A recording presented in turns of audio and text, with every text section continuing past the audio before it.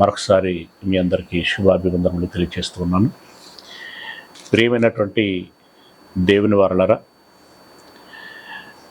Bible అనగానేమి, దానిని ఎలా చదవాలి అనేటువంటి విషయాన్ని మనము ధ్యానిస్తూ ఉన్నాం. ప్రియులారా, అందరూ వీడియో ఆన్ చేయాలి. మౌనిక, మీరు వీడియో ఆన్ చేయాలి.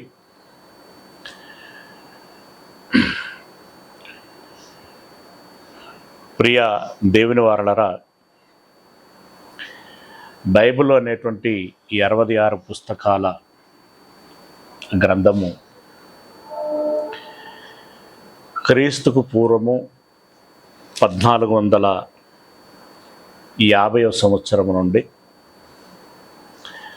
క్రీస్తు శకము 96వ సంవత్సరం వరకు ఇది సుదీర్ఘంగా వ్రాయబడింది.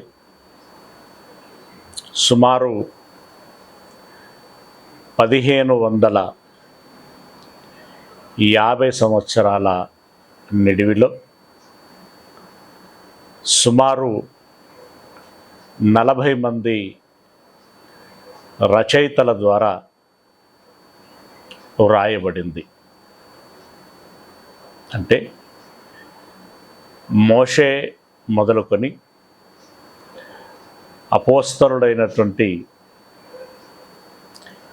యోహాను వరకు, అంటే చివరి పుస్తకము ప్రకటన గ్రంథం కనుక ప్రకటన గ్రంథం వరకు సుమారు 40 మంది భక్తులు, దైవజనులు, ప్రవక్తలు, రచయితలుగా దేవుడు ఇచ్చినటువంటి ఆలోచన మేరకి వారు రాయటం జరిగింది. ప్రియ దేవుని వారలారా, రచయితలు అన్నప్పుడు లోకములో చాలామంది రచయితలు ఉంటారు. నవలలు రాసేటువంటి వారు కావచ్చు, చిన్న చిన్న ఆర్టికల్స్ రాసేటువంటి వారు కావచ్చు, చరిత్ర గ్రంథములు రాసేటువంటి వారు కావచ్చు, లేదా ఆయా వృత్తి రంగాలకు సంబంధించినటువంటి పుస్తకాలను రాసేటువంటి వారు కావచ్చు. అలా చాలామంది రచయితలు కనబడతారు. ఆ రచయితలందరూ కూడా చిన్ననాటి నుండి వారు కళాశాలలలో నేర్చుకున్నటువంటి అనుభవాలను బట్టి, అలాగే సమాజంలో వారు చదివినటువంటి విషయాలను బట్టి, అలాగే ఒక ప్రత్యేక అంశం మీద వారు చేసినటువంటి రీసెర్చ్ని బట్టి వారికి ఏదైతే అర్థమవుతుందో, ఏదైతే ఎరుగుతారో వారు వారి కలములతో అక్షర రూపంలో ప్రోధి చేసి పుస్తకాలుగా మనకు అందించటము జరుగుతూ ఉంటుంది. ఇది కేవలము మనుష్య ఆలోచన, మనుష్య జ్ఞానముగా మనం గమనించాల్సి ఉంటుంది. కానీ ఈ 40 మంది దైవజనులు రాసినటువంటి విధానము జాగ్రత్తగా మనం గమనించినట్లయితే వేరువేరు కాలాలకి సంబంధించినటువంటి వారు వీరు. అదేవిధంగా వేరువేరు ప్రాంతాలకు సంబంధించినటువంటి వారు వీరు. మూడవది, వేరువేరు వృత్తులకు సంబంధించినటువంటి వారు. మోషే గొర్రెల కాపరైతే, యెహోషువ సైన్యాధిపతి, ఒక దావీదు రాజు, ఒక సొలొమోను ఒక రాజు, ఒక సమూయేలు న్యాయాధిపతి, ఒక ఆమోసు పశువుల కాపరి, ఒక పేతురు చేపలు పట్టువాడు,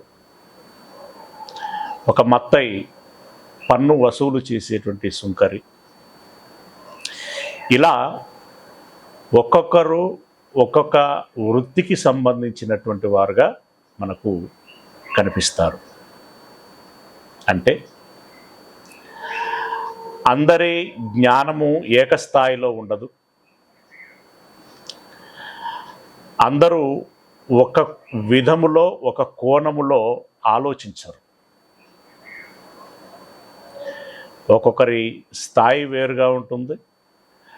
ఒక్కొక్కరి ఆలోచన తీరుతెన్నులు వేరుగా ఉంటాయి. ఇప్పటి వరకు అంతగా ప్రాచుర్యము లేనటువంటి ఒక విషయం పట్ల మీ అభిప్రాయములను వ్యక్తం చేస్తూ పేపర్ మీద వ్రాయండి అని చెప్పి అందరికీ పేపర్లు, పెన్నులు ఇచ్చి వ్రాయండి అని చెబితే వాళ్ళు రాసేటువంటి రాతలు ఎలా ఉంటాయండి?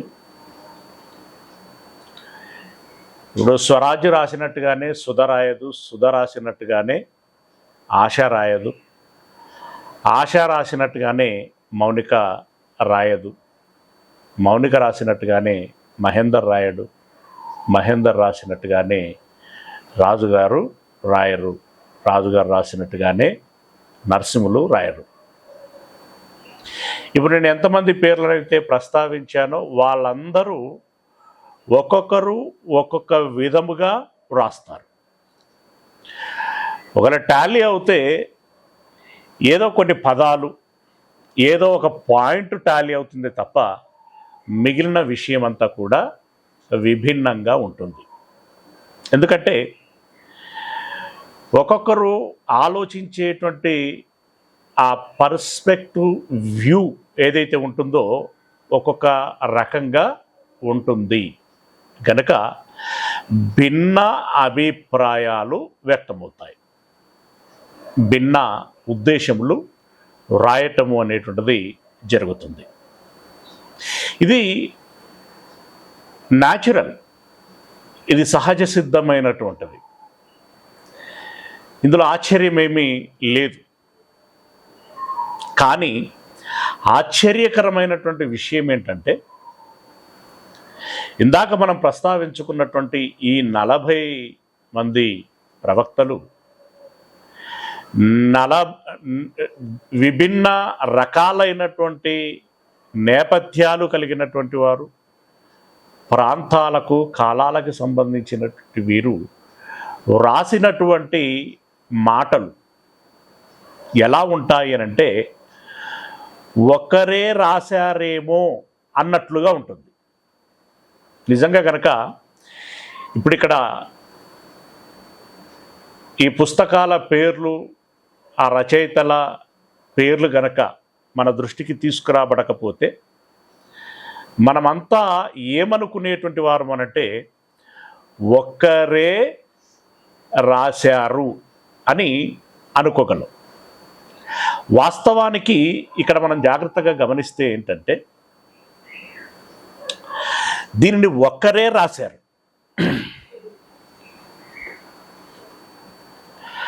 అలా రాసిన వారు ఎవరయ్యారంటే పరిశుద్ధాత్ముడు. ఎస్, పరిశుద్ధాత్ముడు ఒక్కరే వ్రాశాడు అని అన్నప్పుడు మరి 40 మంది ఏంటి? ఈ 40 మందిని ఏమని అర్థం చేసుకోవాలి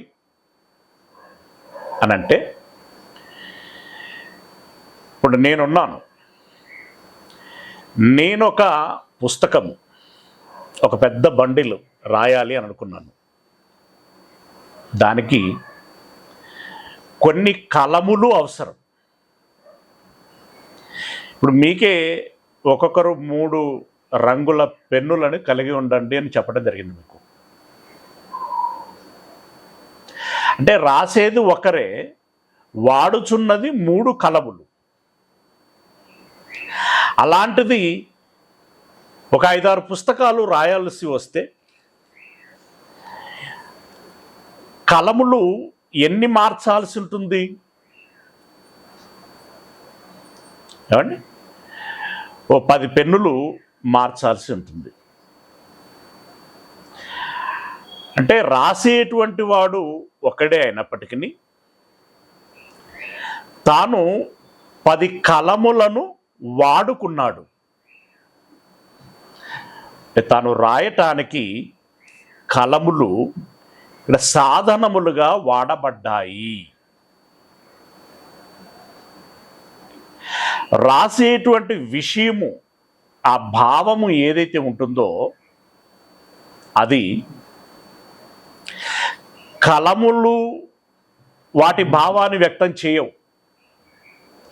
కలముల యొక్క ఆలోచన కాదది.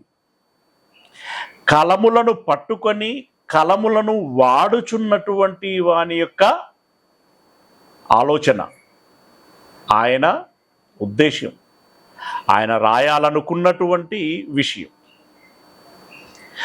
కలములు అనేటువంటివి ఏ విధంగానైతే మన చేతిలో సాధనాలుగా వాడబడుచున్నాయో, ఈ 40 మంది వ్యక్తులు కలముల మాదిరిగా పరిశుద్ధాత్మ చేతిలో సాధనములుగా వాడబడ్డారు. అక్కడ కలములు నిమిత్త మాత్రము, ఇక్కడ భక్తులు కూడా నిమిత్త మాత్రమే. భక్తులు కూడా నిమిత్త మాత్రమే. ఆ విషయాన్ని పేతురు గారు తెలియచేస్తున్నారు. ఒకసారి దాన్ని మనం గమనిద్దాం.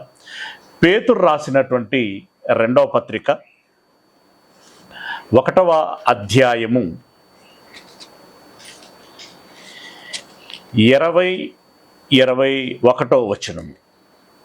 పేతురు రాసినటువంటి 2వ పత్రిక 1వ అధ్యాయము 20-21 వచనం. దయచేసి అందరూ బైబిళ్ళు తెరవాలి. అందరూ ఆ వచనాన్ని చూడాలి. పేతురు గారు రాసినటువంటి 2వ పత్రిక 1వ అధ్యాయము 20-21 వచనం. ఒకడు తన ఊహను బట్టి చెప్పుట వలన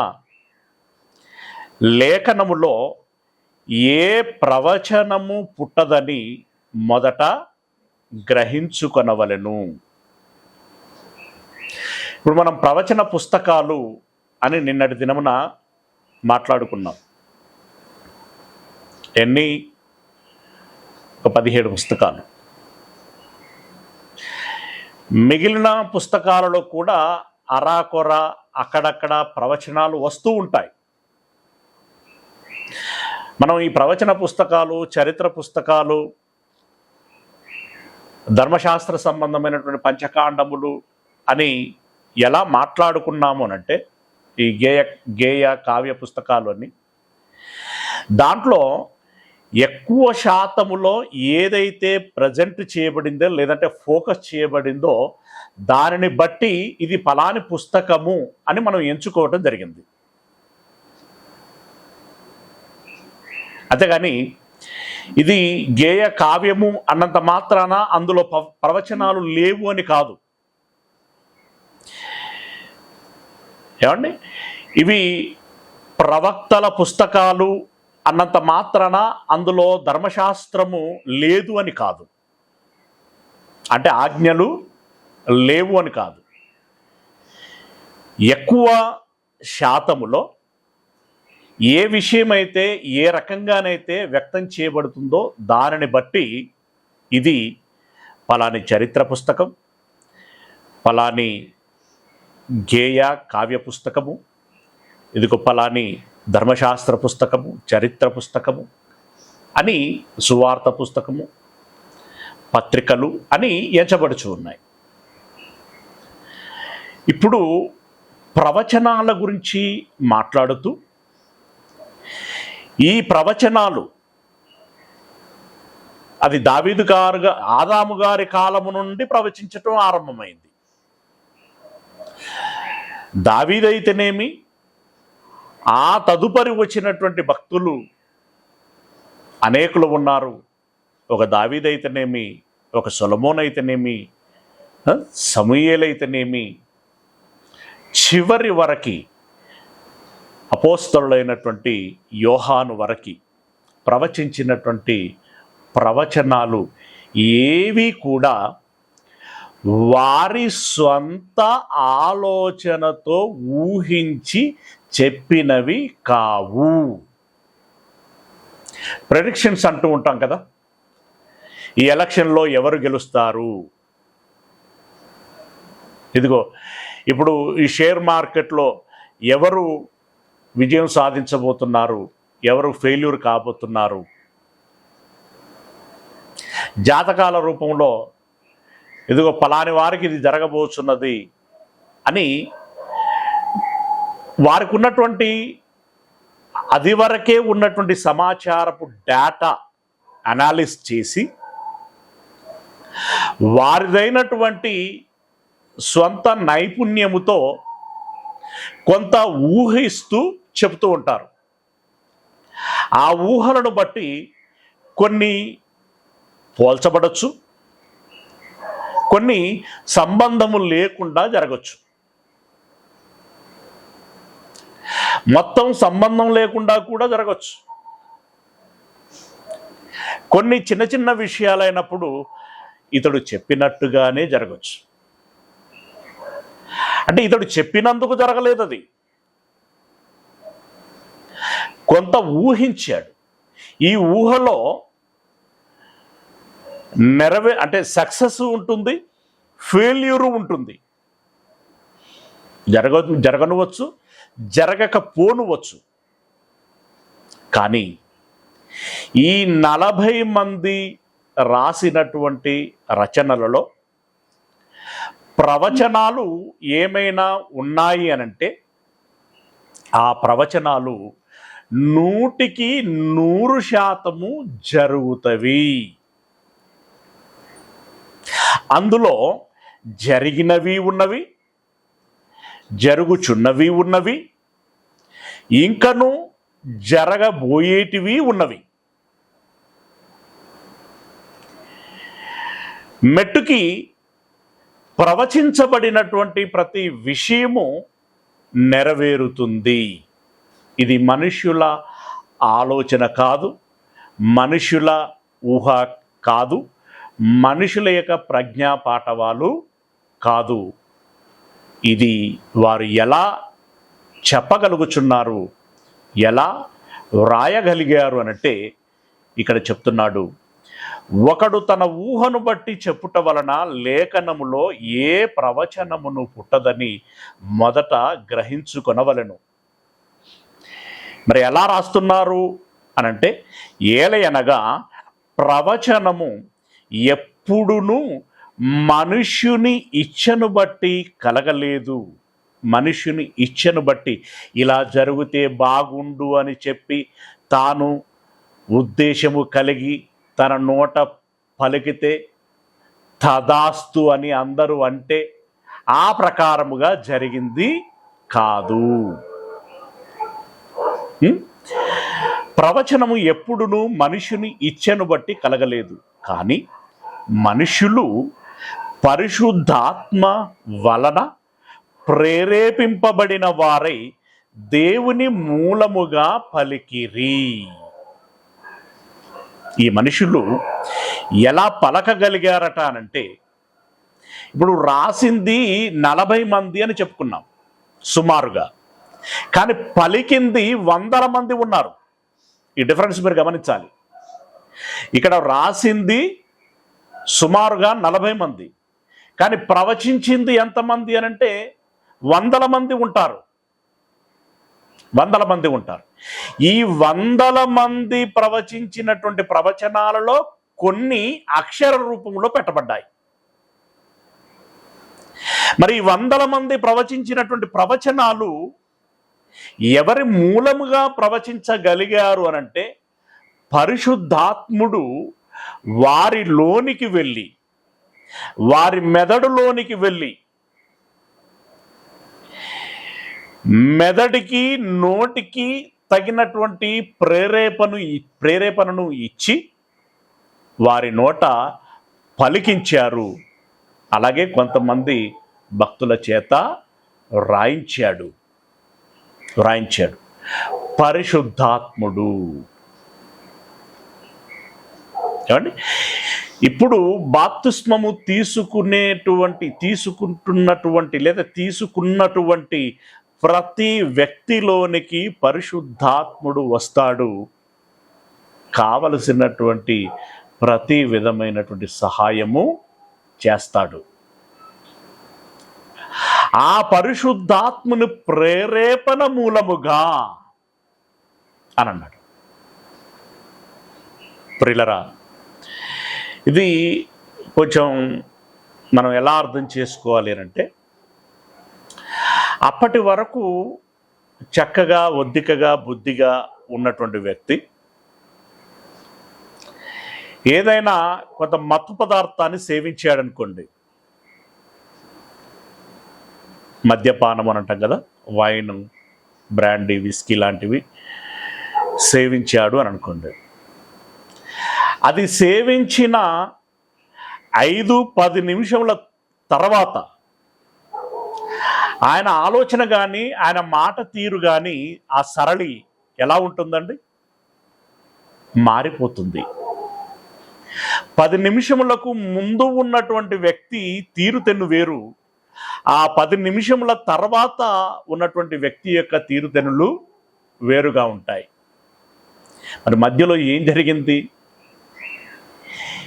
మందు అనేటువంటిది తన మెదడుకు ఎక్కటం మూలంగా ఒక రకమైనటువంటి ఉత్ప్రేరకముగా అది పనిచేసింది. అందును బట్టి తాను తన ఆలోచన దృక్పథము, తను మాట్లాడేటువంటి విధానము, విషయాలన్నీ కూడా మారిపోయాయి. అంటే ఆ తాగినటువంటి మందు తనను ఆ రకంగా ప్రేరేపించింది. ఇది సింపుల్గా అర్థమవుతుందని మీకు చెప్పాను. ప్రియులరా, ఈ ప్రేరేపణలు బయట నుండి కూడా మన పక్కన ఉండేటువంటి వ్యక్తులు మనల్ని ప్రభావితం చేస్తూ ఉంటుండగా మనము ప్రవర్తించేటువంటి విధానం అనేటువంటిది ఉంటుంది. ఇది వేరు.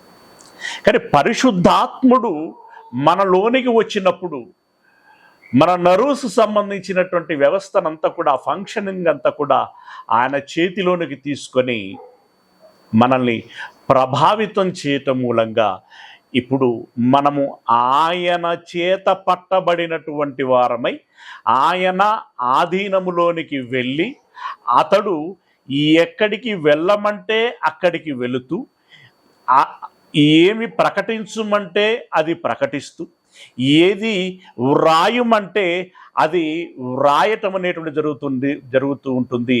అంటే ఆ భక్తులు పూర్తిగా తమ ఆధీనములో ఉండటం కోల్పోయి, అంటే వారు ఆధీనములో ఉండరు, వారు పరిశుద్ధాత్ముడి యొక్క ఆధీనములోనికి వెళ్ళిపోతారు. పూర్తిగా పరిశుద్ధాత్ముడి యొక్క ఆధీనములోనికి వెళ్ళిన తర్వాత ఇప్పుడు పరిశుద్ధాత్ముడు ఏది శాసిస్తూ ఉంటాడో, ఏ రకంగా ప్రోత్సహిస్తూ ఉంటాడో, నడిపిస్తూ ఉంటాడో, పలికిస్తూ ఉంటాడో, రాయిస్తూ ఉంటాడో, ఆ రకంగా వారు ప్రవర్తిస్తూ ఉంటారు. అలా పరిశుద్ధాత్మ చేత ప్రేరేపింపబడిన వారై దేవుని మూలముగా పలికిరి. అంటే పలికిన వారు ఏమంటే మనం భౌతికంగా చూసినప్పుడు పలికిన వారు వ్యక్తులుగా కనబడతారు, కానీ పలికించిన వాడు పరిశుద్ధాత్ముడు. ఇది మనం గమనించాల్సినటువంటి విషయం. అంటే ప్రవచనాలు అనేటువంటివి ఎలా వచ్చాయి అని అన్నప్పుడు పరిశుద్ధాత్ముడి యొక్క ప్రేరేపణ మూలముగా వచ్చింది. ఇంతకీ పరిశుద్ధాత్ముడు ఎవరు, ఎలా వచ్చింది అనంటే, మీరు ఇక్కడ జాగ్రత్తగా గమనించినట్టయితే దేవుడి యొక్క ప్రియాతి ప్రియమైనటువంటి కుమారుడు, అద్వితీయ కుమారుడు, జ్యేష్ఠుడు యేసుక్రీస్తుల వారు. ఆ యేసుక్రీస్తుల వారు ఒక మాట చెప్పారు, తండ్రికి కలిగినవన్నీ నావి. అంటే తండ్రి ఎరిగి ఉన్నటువంటి విషయాలు నాకు నేర్పించాడు. పరలోకమునందు నా తండ్రి యొద్ద నేను ఏది వింటినో అదే మీ యొద్ద నేను మాట్లాడుచున్నాను అంటాడు ఆయన. యోహాను సువార్తలో ఉంటుంది మాట. మళ్ళీ ఆ సందర్భాలు వస్తాయి మనకు భవిష్యత్తు పాఠాలలో, అప్పుడు ఆ వచనాలను ఇస్తాను. తండ్రి నాకు ఏది తెలియచేసి పంపించాడో ఆ మాటలనే మీతో మాట్లాడుచున్నాను అని అంటాడు. అలాగే తాను తిరిగి పరలోకమునకు ఆరోహణమై వెళ్ళిపోవచ్చున్నప్పుడు మరొక మాట చెప్తాడు, ఇప్పటి వరకు మీరు ఎంత వినగలరో, ఎంత గ్రహించగలరో అంత చెప్పాను. మిగిలిన సంగతులు నేను పరలోకమునకు వెళ్ళి పరిశుద్ధాత్మను మీ యొద్దకు పంపిస్తాడు. ఆయన నా వాటిలోనివి తీసుకొని అంటే తండ్రి నాకు ఇచ్చాడు, నేను పరిశుద్ధాత్ముడికి ఇస్తాను. నా వాటిలోనివి తీసుకొని అతడు మీకు బోధించి సంపూర్ణ సత్యములోనికి నడిపిస్తాడు. అంటే ఇప్పుడు పరిశుద్ధాత్ముడు బోధిస్తాడు. అంటే దేవుడు యేసయ్యకి ఇస్తే, యేసయ్య పరిశుద్ధాత్ముడికి ఇస్తే, ఆ పరిశుద్ధాత్ముడు ఇదిగో ఇన్ని రకాలైనటువంటి భక్తులకి ఇస్తున్నాడనమాట, ఇచ్చాడు. ఆ ఇవ్వబడినటువంటి భక్తులు సాధనాలుగా వాడబడ్డారు. నోటితో పలికారు, చేతితో రాశారు.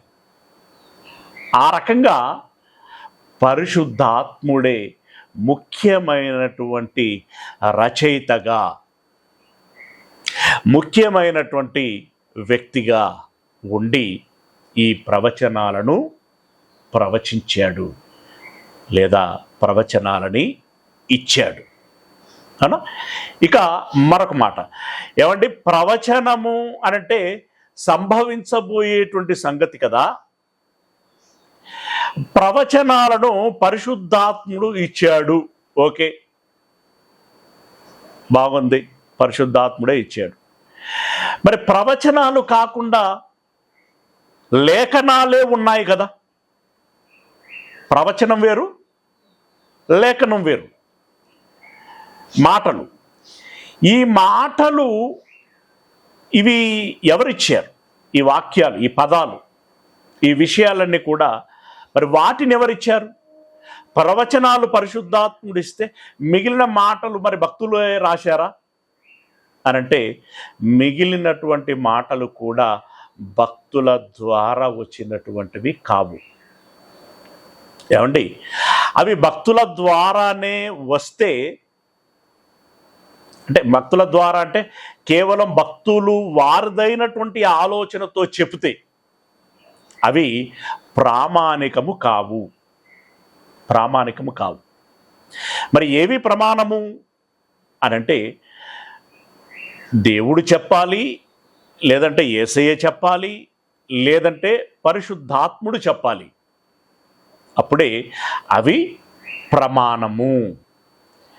మరి మిగిలిన ఈ వచనాలని, మిగిలినటువంటి సందర్భాలని ఎవరు ఇచ్చారు, ఎవరు రాశారు, ఎవరు తెలియచేశారు అనంటే తిమోతికి రాసినటువంటి రెండవ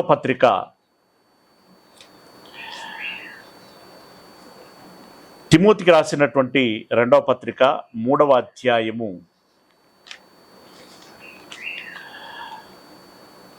16వ వచనం. 2వ పత్రిక 3వ అధ్యాయము 16వ వచనం. ఇక్కడ ఏమంటున్నాడు? దైవజనుడు అంటే ఒక వ్యక్తి, ఒక భక్తుడు సన్నద్ధుడై ప్రతి సత్కార్యమునకు పూర్ణముగా సిద్ధపడి ఉండునట్లు దైవావేశము వలన కలిగిన ప్రతి లేఖనము ఉపదేశించుటకును, ఖండించుటకును, తప్పు దిద్దుటకును, నీతి యందు శిక్ష చేయుటకును ప్రయోజనకరమై ఉన్నది అని అన్నాడు. అంటే ఈ దైవజనుడట తాను ఉపదేశించటానికి కానీ, ఖండించటానికి కానీ, ఒక వ్యక్తిలో ఉన్నటువంటి తప్పును దిద్దటానికి కానీ, నీతి యందు శిక్షించి ప్రయోజనకరంగా మార్చటానికి కానీ ఆ వాక్యము లేదా మాట ఆ దైవజనుడికి ఎలా వచ్చిందట అనంటే దైవ ఆవేశము మూలముగా వచ్చింది అని అంటున్నాడు. దైవావేశము వలన కలిగిన ప్రతి లేఖనము అని అన్నాడు. దైవావేశం వలన అంటే దేవుని నుండి ఒక ప్రభావవంతముగా ఆ వ్యక్తిలోనికి వచ్చింది అని అంటున్నాడు. దేవుని ప్రమేయం ఉంది, దేవుని ప్రేరేపణ ఉంది, దేవుని వ్యక్తిగత ఇన్వాల్వ్మెంట్ అనేటువంటిది ఉన్నది. అందును బట్టి వారు ఆ విషయమును ఎరిగి మాట్లాడారు, రాశారు. ఓకేనా? అంటే ప్రవచనము పరిశుద్ధాత్మ మూలముగా వచ్చింది. ఇదిగో ఈ లేఖనాలు కూడా వారి సొంత ఆలోచనలు కాదు, దేవుని యొక్క ఆవేశం మూలంగా వచ్చింది. మరి దేవుడు నేరుగా ఎప్పుడు ఎవరితో ఎక్కడ మాట్లాడినటువంటి వాడు కాదు.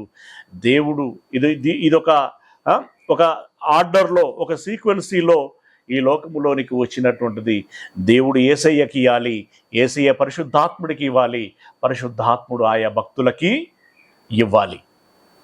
కొన్ని సందర్భాలలో అదే పరిశుద్ధాత్ముడు దేవదూతలకి తెలియచేస్తే ఆ దేవదూతలు నేరుగా వచ్చి దర్శనాల రూపంలో భక్తులతో మాట్లాడినటువంటి సందర్భాలు ఉన్నాయి. మొత్తానికి దానికి ఒక క్రమము ఉన్నది, అలాగే మరికొన్ని వచనాలు, వీటికి సపోర్టివ్గా ఉండేటువంటి కొన్ని వచనాలని చదువుకుందాం. సమూయేలు గ్రంథము 2వ 23వ అధ్యాయము. సమూయేలు గ్రంథము 2వ 23వ అధ్యాయము 2వ వచనం. 23వ అధ్యాయం 2వ వచనం. 1 నుండి చదువుతున్నాను, కొంచెం సందర్భం మనకు అర్థమవుతుంది. దావీదు రచించిన చివరి మాటలు ఇవే.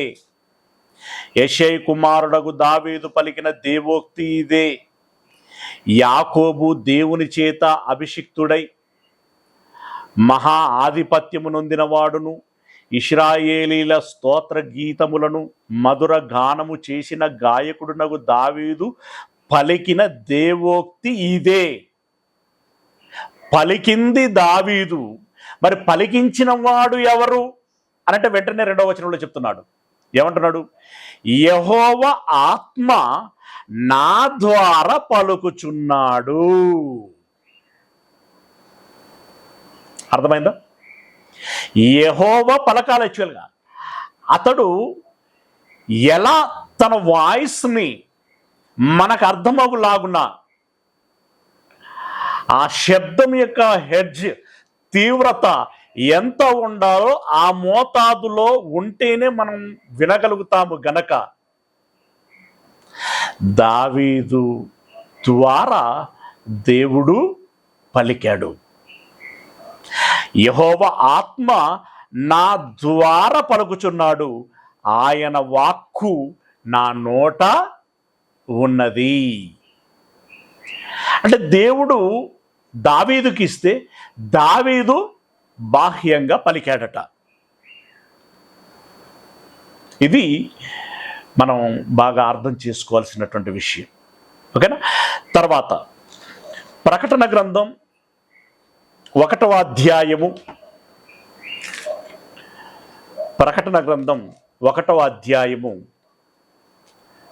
1వ వచనములో నుండి, ప్రకటన గ్రంథం 1వ అధ్యాయము 1వ వచనములో నుండి చదువుకుందాం. యేసుక్రీస్తు తన దాసులకు కనపరుచుటకు దేవుడు ఆయనకు అనుగ్రహించిన ప్రత్యక్షత. అంటే యేసయ్య తన దాసులకి కొన్ని విషయాలు చెప్పాలి. చెప్పడానికి దేవుడు మొదటగా యేసయ్యకు ప్రత్యక్షతనిచ్చాడట.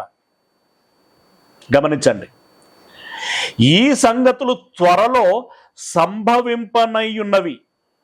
ఆయన తన దూత ద్వారా వర్తమానము పంపి తన దాసుడైన యోహానుకు వాటిని సూచించెను, అంటే కనపరిచెను. యేసయ్యకు ఇవ్వబడినటువంటి ప్రత్యక్షతని దూత ద్వారా యోహాను గారికి సూచించబడ్డాయి. కళ్ళ ముందు దర్శనము అని అంటాం కదా, చూపించబడ్డాయి.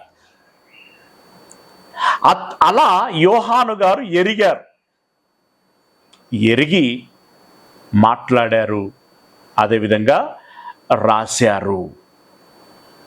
దూత ద్వారా వర్తమానం పంపి తన దాసుడైన యోహానుకు వాటిని సూచించెను. అతడు దేవుని వాక్యమును గూర్చియు యేసుక్రీస్తు సాక్ష్యమును గూర్చియు తాను చూచినంత మట్టుకు, ఎంత? తాను చూచినంత మట్టుకు సాక్ష్యము ఇచ్చెను.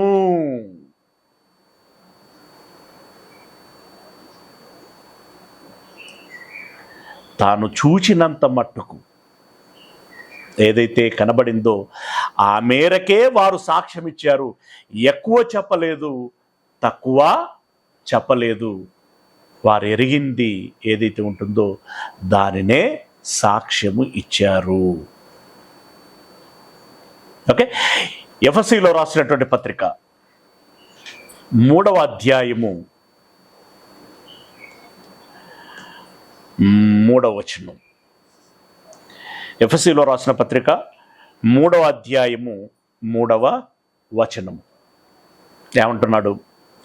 ఎట్లనగా క్రీస్తు యేసు మర్మము, అంటే క్రీస్తును గురించినటువంటి జ్ఞానం, క్రీస్తు యేసు మర్మము దేవదర్శనము వలన నాకు తెలియపరచబడినదను సంగతిని గూర్చి మునుపు సంక్షేపముగా వ్రాసి తిని అని అంటున్నాడు. పౌలు గారికి క్రీస్తును గురించినటువంటి సంగతులు ఎలా తెలిసాయట? దేవుడు దర్శనము ఇచ్చి తెలియచేయటం మూలంగా తనకు తెలిసాయి. ఇలా ఒక మోషేకైతేనేమి, ఒక దావీదుకైతేనేమి, ఒక పౌలు గారికైతేనేమి, ఒక పేతురు గారికైతేనేమి, ఒక తిమోతికైతేనేమి, ఏమండి, సమూయేలు గారికైతేనేమి, ఇలా ఎంతమంది అయితే ఉన్నారో వాళ్ళకి ఒక కళ ద్వారానైనా రావాలి, ఒక దర్శనం మూలంగానైనా రావాలి, లేదా ఒక దేవదూతలు పలికేటువంటి శబ్దం మూలంగానైనా రావాలి. అన్నింటికంటే ప్రాముఖ్యంగా పరిశుద్ధాత్ముడు ఆ భక్తులలోనికి వచ్చి ప్రేరేపిస్తూ ఉంటుండగానైనా రావాలి. ప్రేరేపిస్తుండగానైనా రావాలి. ఇది సోర్స్. అయితే అంతిమంగా ఏంటి అనంటే, దేవుడు తన మాటను, తన అభిప్రాయాన్ని, తన ఉద్దేశాన్ని తాను చెప్పాలనుకున్నటువంటిది వ్యక్తం చేశాడు. అది వాక్యం అనేటువంటి యేసుగా కనపరచబడింది. ఆ వాక్యమును పరిశుద్ధాత్ముడు ఆయా భక్తులకు ఇచ్చారు. పరిశుద్ధాత్ముని యొక్క ప్రేరేపణ మూలముగా, పరిశుద్ధాత్మ యొక్క ప్రభావము మూలముగా ఆదికాండము నుండి ప్రకటన గ్రంథం వరకు పరిశుద్ధాత్మ యొక్క ప్రమేయము మూలముగా పరిశుద్ధాత్ముడు క్రీస్తుకు ముందు కూడా పనిచేశాడు. ఓకే, క్రీస్తు తదనంతరము కూడా పనిచేశాడు. ఆ పరిశుద్ధాత్ముడు అనేటువంటి, అంటే ఈ పలికేటువంటి మాటలకి, రాసేటువంటి ఈ మాటలకి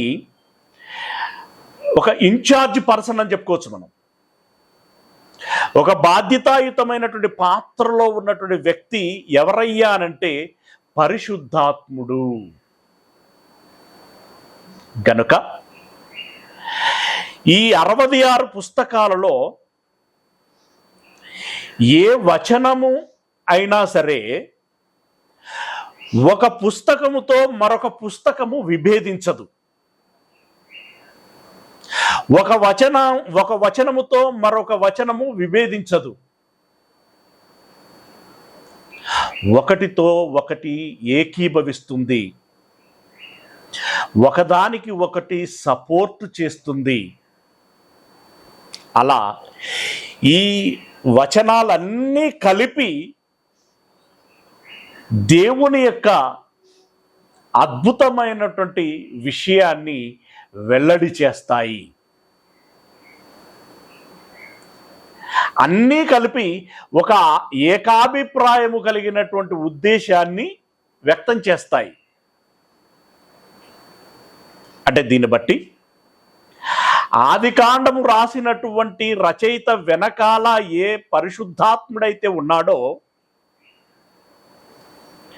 కీర్తన గ్రంథం రాసినటువంటి ఆ గ్రంథం వెనకాల కూడా అదే పరిశుద్ధాత్ముడు ఉన్నాడు. యెషయా, ఇర్మియా, యెహెజ్కేలు రాసినటువంటి ఆ రాతల వెనకాల పరిశుద్ధాత్ముడే ఉన్నాడు. అలాగే ఒక జఫన్యా, ఒక జకర్యా, ఒక మలాకి, ఈ ప్రవక్తలు ఎవరైతే ఉన్నారో వారు వెల్లడి చేసినటువంటి ఆ మాటల వెనకాల కూడా పరిశుద్ధాత్ముడే ఉన్నాడు. ఇక మత్తయి రాసింది, మార్కు, లూకా, యోహాను రాసింది, పేతురు గారు రాసింది, పౌలు గారు రాసింది, యోహాను గారు రాసింది, ఈ ప్రకటన గ్రంథం వరకు వీటన్నిటి వెనకాల పరిశుద్ధాత్ముడే ఉన్నాడు. ఇది ఎలా మనం అర్థం చేసుకోవాలి అనంటే, రకరకాల పూలతో పేర్చబడి తయారు చేసినటువంటి ఒక దండ ఉంటుందే, ఒక దండ. ఇక్కడ పువ్వులు రకరకాలుగా ఉండొచ్చు, లేదా ఏకరకంగా ఉండొచ్చు. కానీ ఆ పువ్వులనన్నిటినీ ఒక దండగా పట్టి ఉంచింది ఏంటి అనంటే ఒక దారం. ఒక దారం, ఒకే దారము ఈ పూల గుండా వెళ్ళి ఒక దండగా తయారు చేసింది, ఒక దండగా ఉండింది. అలాగే ఈ పుస్తకాల కూర్పు వెనకాల ఒక పరిశుద్ధాత్ముడు అనేటువంటి ఒక దారం. పరిశుద్ధాత్ముడు ఉన్నాడు. పరిశుద్ధాత్ముడు ఉన్నాడు. ప్రియులారా, ఈ విషయాన్ని వెల్లడి చేస్తున్నాడు. ఒకసారి గమనిద్దాం. ప్రసంగి గ్రంథము చివరి అధ్యాయం. ప్రసంగి గ్రంథం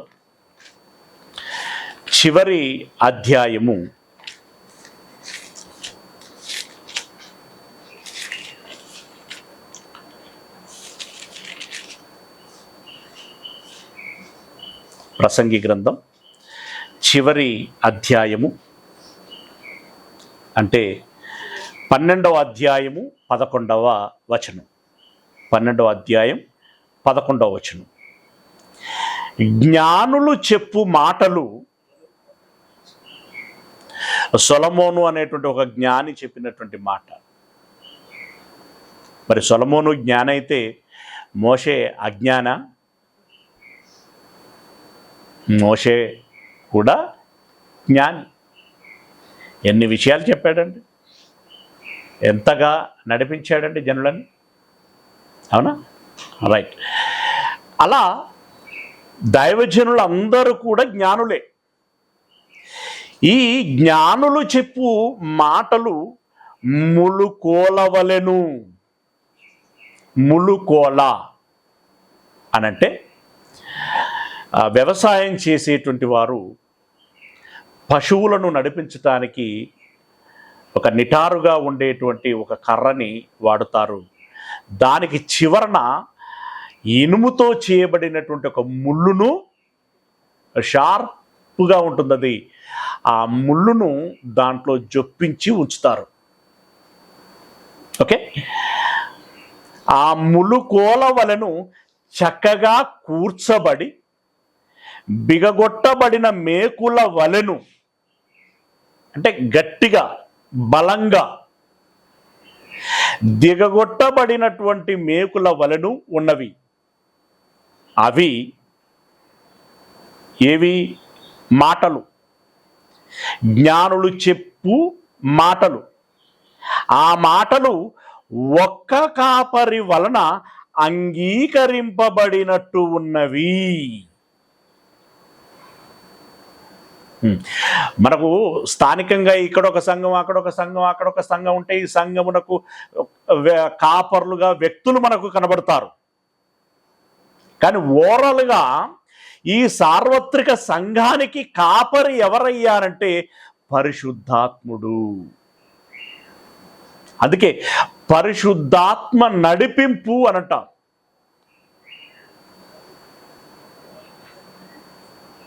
అవునా?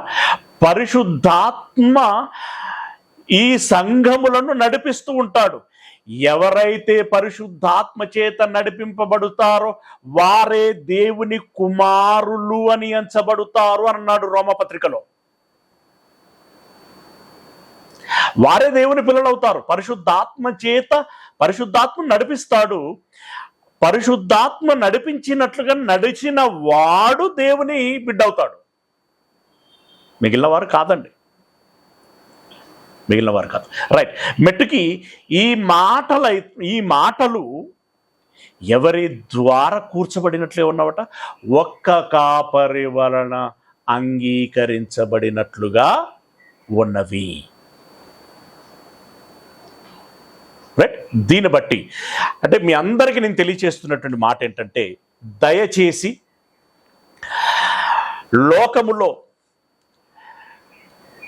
పాఠశాలలో కానివ్వండి, కళాశాలలలో కానివ్వండి,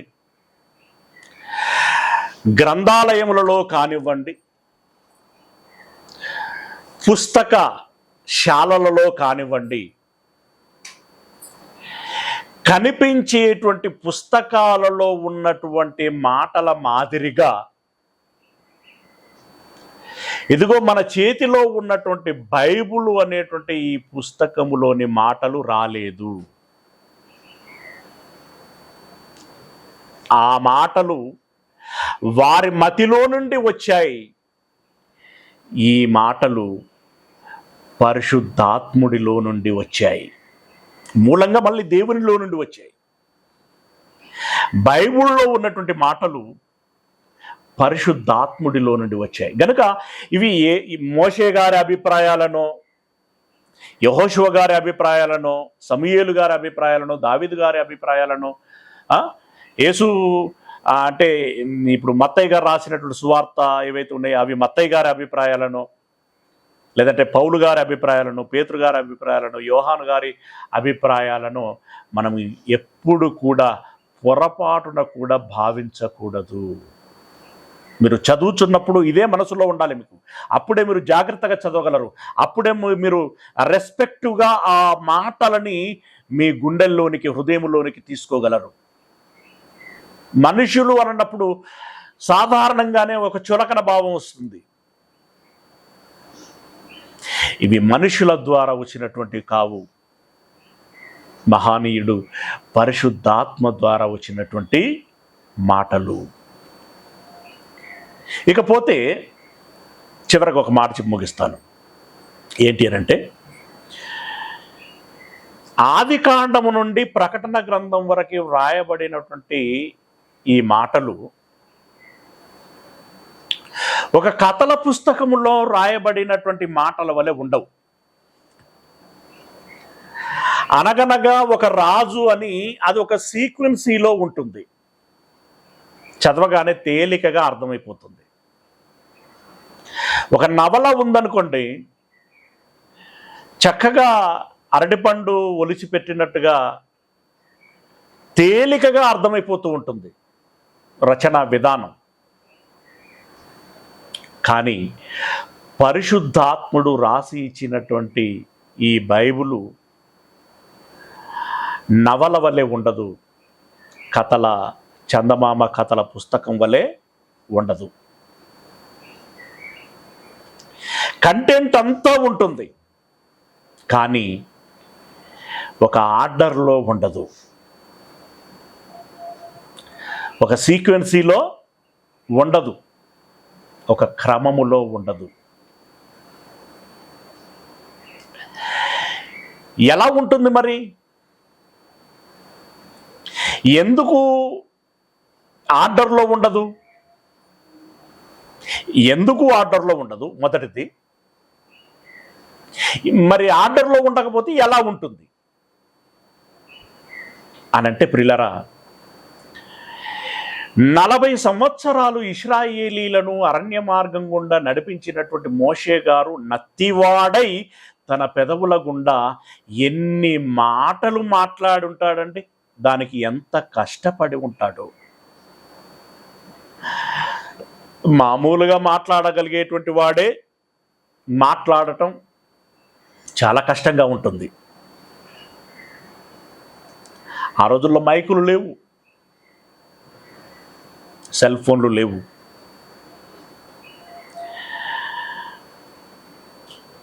ఆరు లక్షల కాల్బలము కలిగినటువంటి జనులందరికీ, అంటే మిగిలిన వారందరినీ కలుపుకుంటే ఇంచుమించు 20 లక్షల పైచిలుకు జనాభా.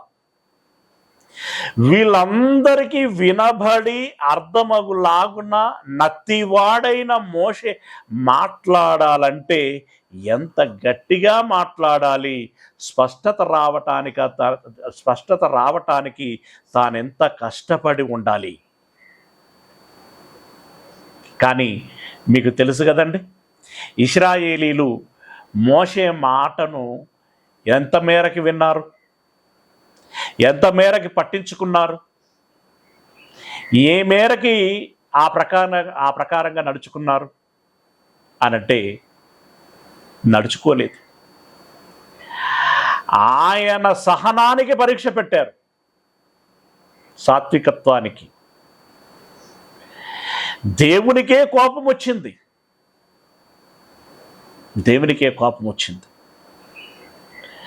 ఎంతో చక్కగా చనువుగా వారితో ఉంటూ ప్రతి పూట నిత్యం తాను చెబుతూ వారి సంశయాలన్నీ తీరుస్తూ వచ్చినా కూడా వారు ఆ మాటలని అగౌరవపరిచారు.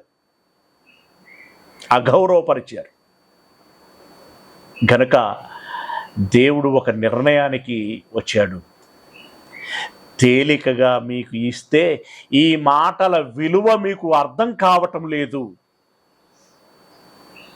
ఈ మాటల విలువ మీకు అర్థం కావటం లేదు.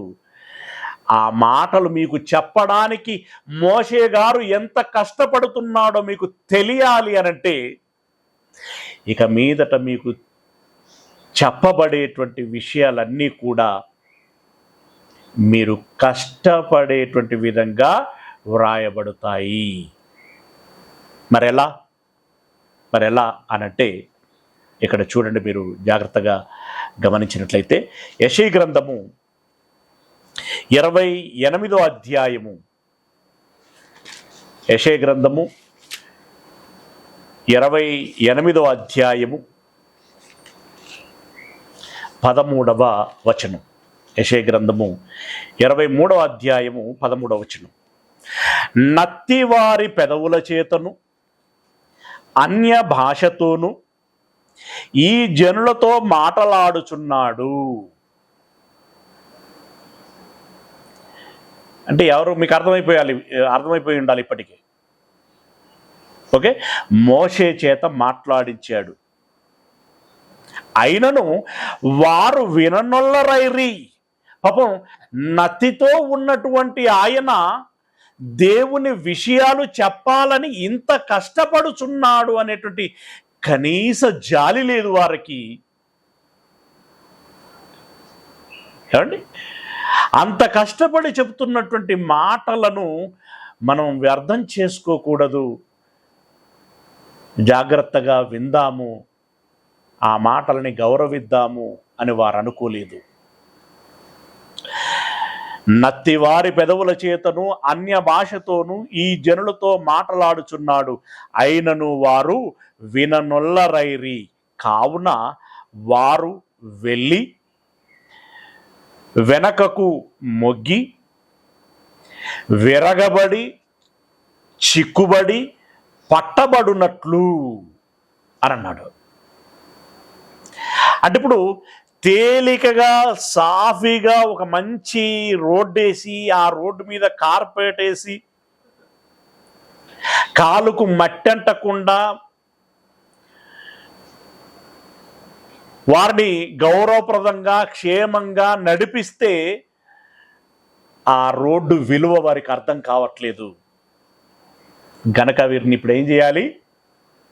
ముళ్ళ బాట గుండా నడిపించాలి, రాళ్ల బాట గుండా నడిపించాలి, ఎత్తుల్లో నడిపించాలి, పల్లములలో నడిపించాలి. అప్పుడు దాని విలువ వాళ్ళకి అర్థమవుతుంది. వెనకకు మొగ్గి విరుగబడి చిక్కుబడి పట్టబడునట్లు. వెనకకు మొగ్గినప్పుడు, వెన్నుపూస బొక్క విరిగినప్పుడు, ఇక కదలలేక పట్టబడినప్పుడు అది ఎంత కష్టంగా ఉంటుందో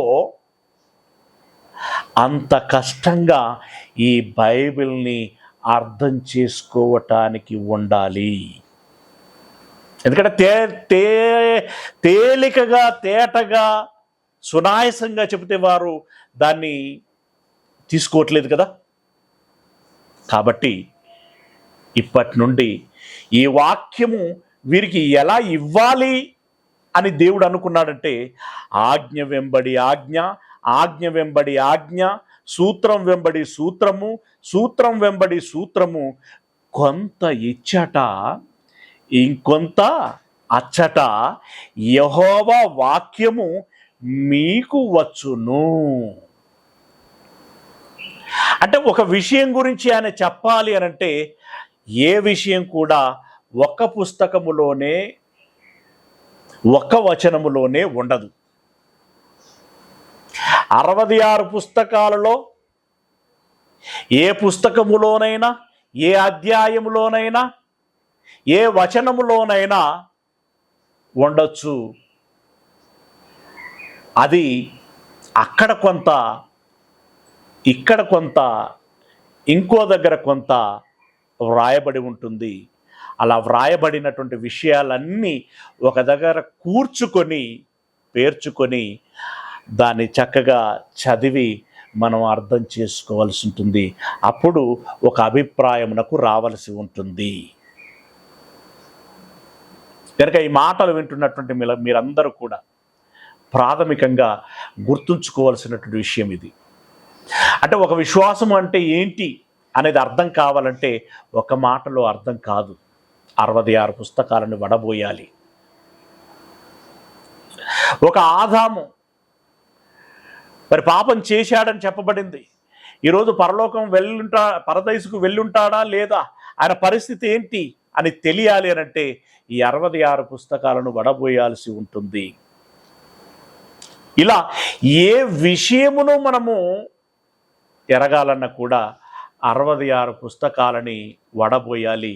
కాబట్టి 66 పుస్తకాలను వడబోసేటువంటి ఓపిక మనలో ఉండాలి.